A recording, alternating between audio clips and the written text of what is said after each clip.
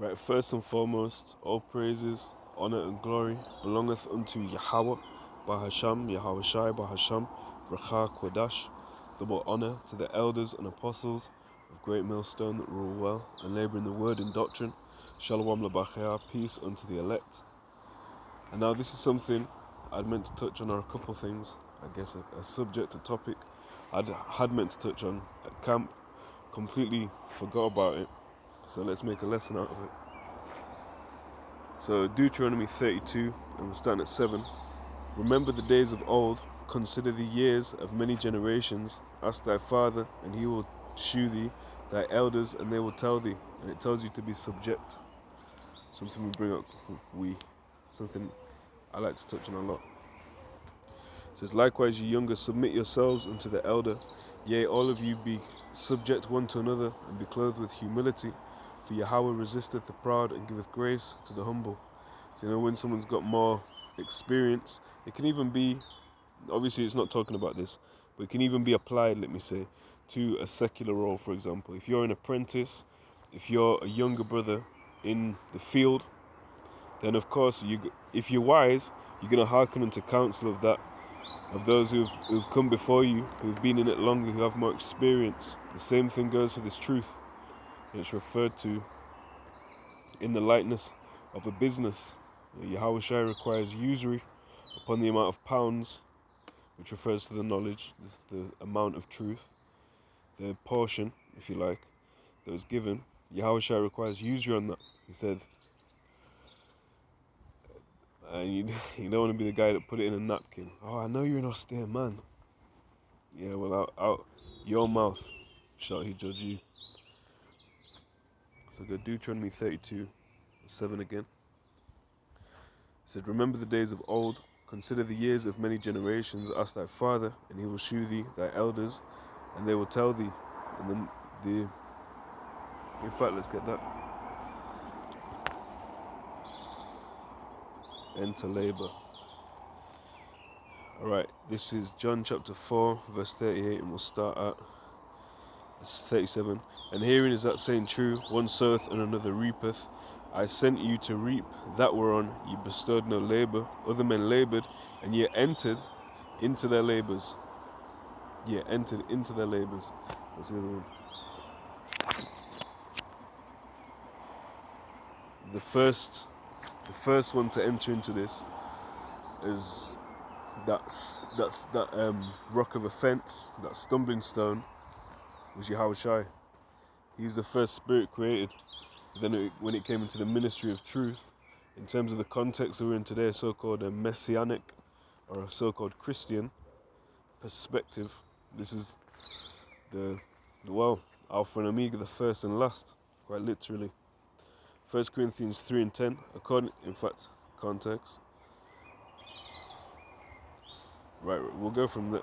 Right, 1 Corinthians 3 and 6, I've planted, Apollos watered, but Yahawah bahasham, Yahawashi gave the increase. So then neither is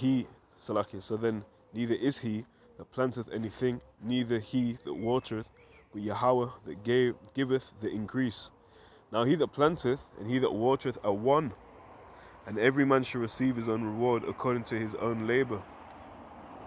He said, for we are labourers together with Yahawah. Ye are Yahawah's husbandry, ye are Yahawah's building, according to the grace of Yahawah, which is given unto me as a wise master builder. I have laid the foundation, and another buildeth thereon. But let every man take heed how he buildeth thereupon. For other foundation can no man lay than that is laid, which is Yahawashi HaMashiach. And you have to start with a tough stone, man. We'll say it like that. You have to start with a tough stone when you're building. When you've got a foundation, you might have your gravel pit. It's dug out a bit. You put the gravel in. You put the stones in. I don't know the ins and outs of buildings, but the foundation is very important. And we have a great, strong stone, that rock of offence, that is Yahawashi. That's the greatest foundation. And our fathers that came before us, our elders that came before us, they are to also take, what's the word? Give obeisance and be obedient unto that figure that we know as Yahawashi HaMashiach, and his doctrine, his teaching. So Deuteronomy 32 and 8. When the Most High divided to the nations their inheritance, when he separated the sons of Adam, he set the bounds of the people according to the number of the children of Yasharallah. So it's all about Israel, baby. You have that song, All About Benjamin's Baby. Well, it's all about Israel, baby. And yeah, of course, within that elect nation, there's a selected, but nation building, nation thinking. It's all about one. It's all about one. And it said, Deuteronomy 32 and 9, for the Lord Yahawah's portion is his people. Jacob is the lot of his inheritance. People say, the Lord created all. Yeah, you're not wrong. But who is his portion? Who is the lot of his inheritance? And not Lot like the man Lot, which he came back as an Israelite, because he was known as righteous Lot. And you have the righteous and the wicked. Well, the righteous are Israel. So if Lot came back, what would he be? He'd be an Israelite. So read that one more time. Deuteronomy 32 and 9. Didn't mean for that to rhyme. I did it again. Right, Deuteronomy 32 and 9. For Yahawah's portion is his people. Yaquab is the lot of his inheritance. And that's the Paleo-Hebrew is Yaquab, meaning the supplanter, the heel grabber, heel snatcher. Heel grabber is 144. And let's get Sirach 17:17.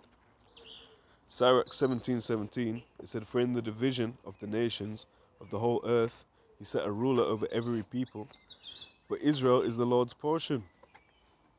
Even going back thinking of where is that? When Israel, yeah. Right, bear with.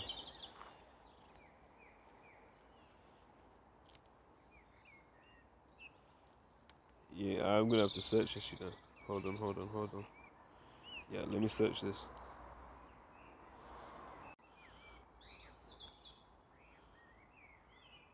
Right, apparently 1 Samuel 8, which makes sense. Alright. Right, cool.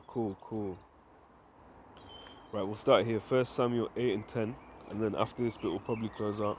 But it's there, it's already there. But just remember the Israel is the Lord's inheritance. So in terms when it comes even to the scriptures that they might not seem or be as obviously on topic, the idea of having fathers, elders, men that came before you, entering into their labours. It's a quote-unquote culture, right? A heritage.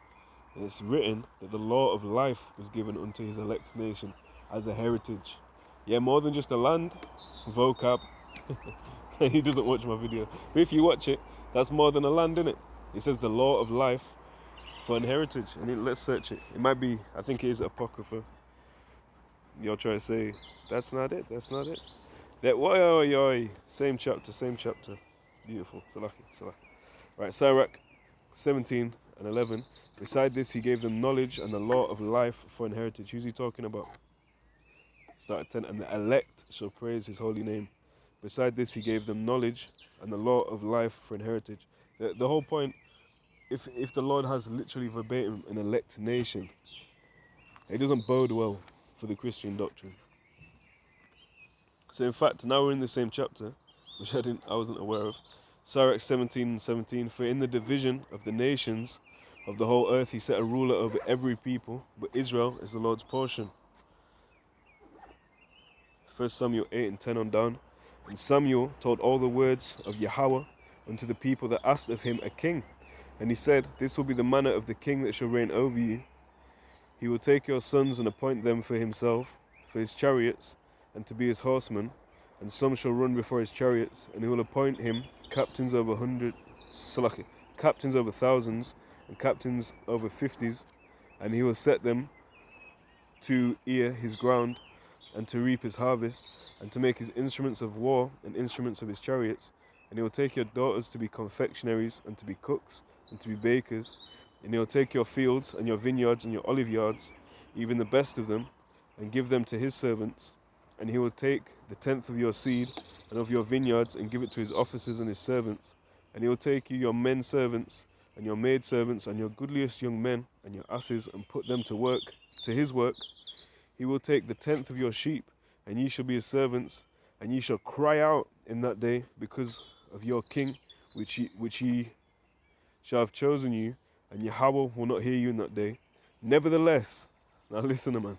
Nevertheless, the people refused to obey the voice of Samuel, and they said, "Nay, but we will have a king over us, that we also may be like all the nations, and that our king may judge us and go out before us and fight our battles." And now the Lord is known as the King of terrors, and we've ultimately, now we've ultimately been bestowed with the greatest king to ever come, the King of Kings, who made a great sacrifice.